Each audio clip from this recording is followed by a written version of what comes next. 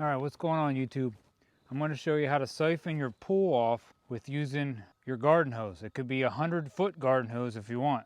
I just have a smaller garden hose, but if you have a 100-footer, just so you can reach your garden hose to your spigot on your house, you'll be good to go.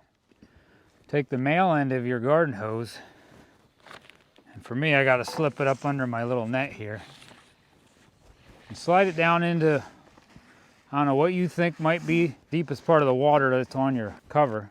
Then you're gonna need a 4x4 or something heavy just to stick on top of that garden hose so it don't fall off. Then you're gonna take your hose.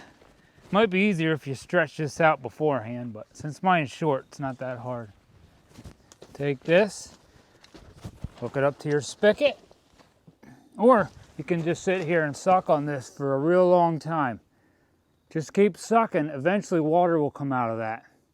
But problem is, before you get to getting your pool water sucked out, you're probably gonna pass out. So you might wanna have somebody there to watch you.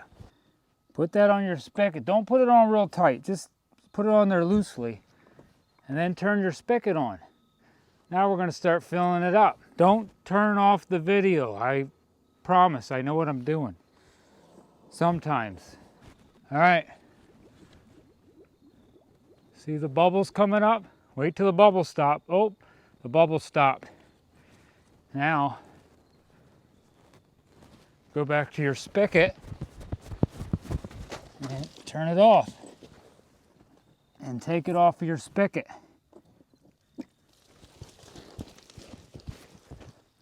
There you have it.